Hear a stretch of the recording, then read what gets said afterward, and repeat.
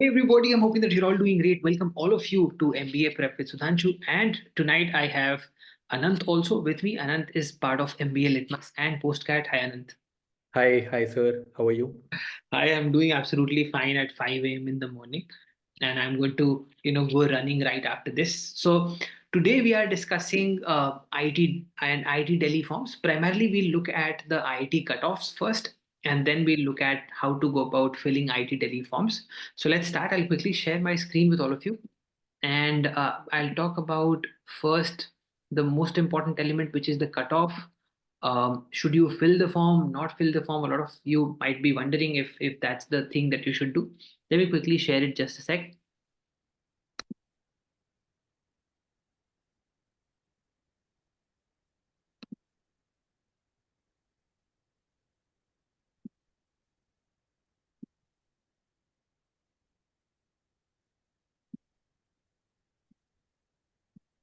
Okay, so I'm hoping that you're all able to see the screen.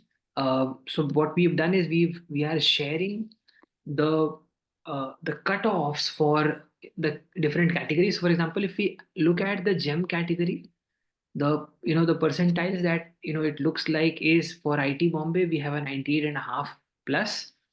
For IT Delhi we have a 97 percentile. For IT Kharagpur VG we have 95. For Roorkee we have 94, and for IT Madras we have 95. Again, remember, engineers can apply into all of this. Non-engineers can only apply into IT Delhi, IT Roorkee, and IT Madras. One thing to also note here is that these percentiles are actually for gems.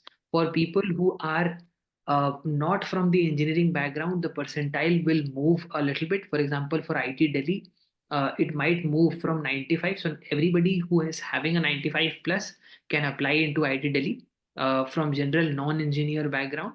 Similarly, for IIT Kharagpur, IIT Roorkee, and IIT Madras, we can take a bet, we can take a call, and we can apply if we have 90 percentile plus. We have seen 89 also in certain scenarios, and therefore 89 plus is also a good, cutoff above which we can apply into these colleges. So remember, for non-engineers, IT Delhi, IT Roorkee, and IT Madras. For engineers, all of that, and the movement in IT Delhi is going to be 95 plus for general non-engineers. For IT Roorkee, IT Madras, and IT Kharagpur, make sure that you apply if you have a 90 plus. That's a safe zone to be in. For other categories, SC, ST, and PD category, we have also listed the percentile. So 60 for IT Delhi, 60 for IT Bombay, 75 Kharagpur, 70 for Roorkee, and the same data is a little hazy for IT Madras. So one more important element, friends, is that almost all the IITs are looking for more than 60% marks in graduation. So that is something which you should certainly take care of while you are applying. And I think that's it. So I'm hoping that this gives a sense of the cutoffs required from an IT standpoint. I think IT Delhi's has released the form. So let's have a look at IT Delhi form. Anant, over to you. You can share your screen. Just a minute. I'll share my screen. Sure. So let me know if it's visible. Yes, absolutely. Okay. Perfect. So if you look at this form, I think fairly straightforward. You start by filling some of the key elements like CAT registration number, percentile, etc., etc. You keep moving downstairs, and then you have some personal details, name, date of birth, address, pin code, etc., etc. So we'll keep moving forward. I think nothing to uh, nothing to worry about. Now, if you look at academic record, remember there are a couple of things that we have to take care of. One is fill in all the details very carefully so that you don't have to again run after the college that I have made a mistake. Please do something about it. So be very, very careful while you are filling the forms. Make sure that you are entering the aggregate marks properly, the CGPA properly, and you're also utilizing the conversion formula appropriately. Anand, if you could click on that drop down, you can see Sure. there are variations of CGPAs, the formulas that are mentioned here. If none of that is your formula, you can click on others, and then you can enter your formula. For example, let's say your formula is CGPA into 9 minus 2.75. So you can enter it like this: CGPA into 9 minus 2.75, and that will be your conversion formula. You can put it, see, this is not impacting your percentage aggregate marks, and therefore you can put the final aggregate as is, okay, as basis your calculation. Make sure that you've all obtained your conversion formula from your college or university.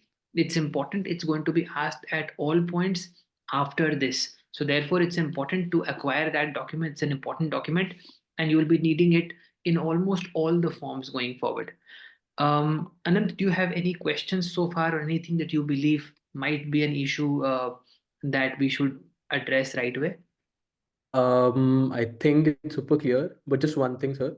Okay. Uh, there's a thing called Institute of Eminence, Institute of National Importance, and so on and so forth. So if your college is among these, then you have to choose and go ahead. Otherwise, there should be an option for others. You can just click on no and move ahead. Yeah, yeah. So, Institute of Eminence, for example, IITs, etc., I think would be there. So, if you are part of that, I think IITs are there. In IITs and IITs, a lot of colleges are here. Yeah. So if you're, so you can find your college, and if not, then it's okay. Even if your college is not there, don't worry. It's not going to sort of affect your candidature in any manner. Be absolutely confident and make sure that you nail the interviews. But first, fill the forms properly. So, Anand, let's move downstairs. Once you've filled in the academic details, then you have to fill the uh, uh, work experience. So again, start with the most recent one. You have to mention duration in months, then designation, organization, nature of work. Again, what do I have to nature? I don't have a drop down in nature of work, We but don't have, yeah, for example, let's say you have to select sector. So let's say you select any particular sector. Okay, nature of work, I can mention, let's say, operations, or nature of work, let's say I can mention quality, or let's say I can mention nature of work as, finance manager or accounts, right? So anything can be nature of work. Don't worry, even if that word is not something which is absolutely a known word or a known keyword for the nature of work. Even if you mention finance manager, accounts manager, it is absolutely okay, right? So don't worry about that.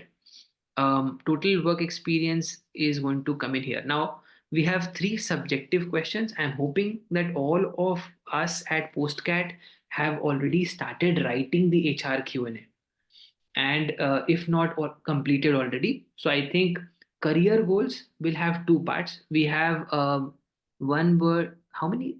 Okay, how many words? We have 200 words, right? So describe your career goals is effectively the same question as long term and short term goals. So initially we have to mention a little bit about short term goals and then a little bit about long term goals. Same question which is there as part of HR Q&A in the post CAT prep exercise.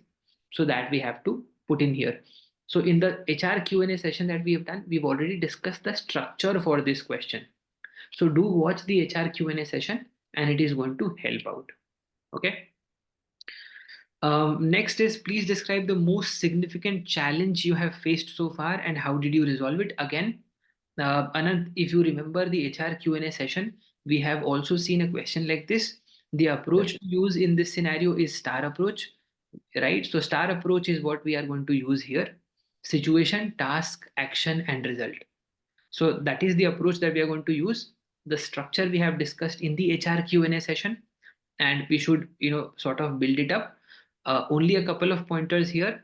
Try to put an anecdote which is more recent, and preferably from a professional context or an academic context rather than a personal context. There is nothing wrong in having a personal context, but a professional context or an academic context is better in the context, in this entire whole scenario, because you are getting into a professional or an academic setup.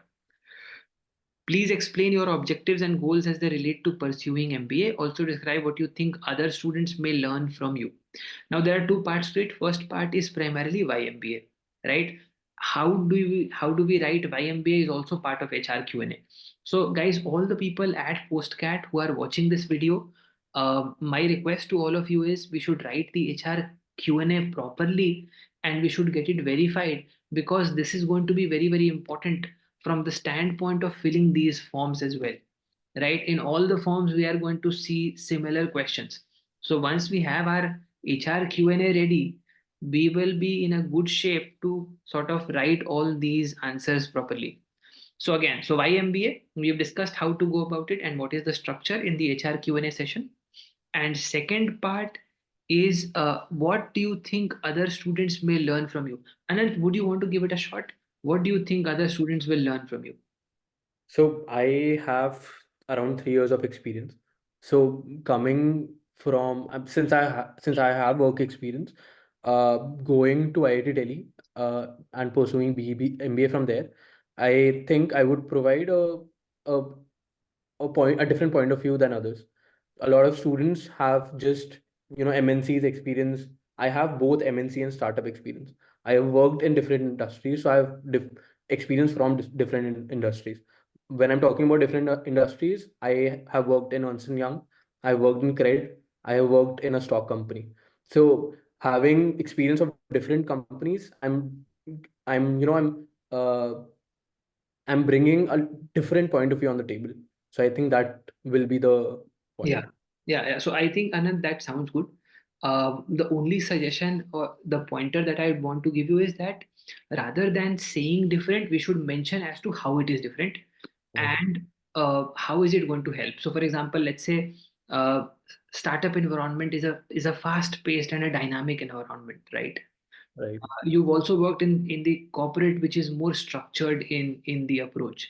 So you've seen how the dynamic world works, and you've also seen how a structure world works, and you understand and appreciate the difference between the two. right, So that is something which you can also help the people at the B school understand how to work in a startup environment. And because there are a lot of startups that you will be working with, live projects will happen. There are B school case competitions that are going to happen. So right, the understanding and the insights that you bring from these experiences is really going to help you in the B school journey, and obviously the people who are also a part of the journey with you in the same B school. So yeah, I think that's how we are going to go about writing these answers. Okay, what you can also do is once you've done these answers, you can share it with us, and we are going to review the answers as well, right? For example, we are reviewing the VATs also. Similarly, we are going to review the forms also. So if you have any queries or any difficulties or any issues, reach out to us and make sure that you get these forms verified. Let's move forward, Anant. sure. Okay, so I think it's quite straightforward. It's more like the preview of the form, The and preview. now if I click on next, I reach the final page. I think once I click this and I move next, then it's going to be getting into that final payment page, I guess, and then it's done. So primarily that's it from the session tonight. I'm hoping that this helps. IT Delhi, that's how we are going to go about filling the form. Thank you, Anant, for the valuable time at 5 o'clock in the morning. Thank you You're so much. welcome. Thank you so much, sir. God bless. Bye bye.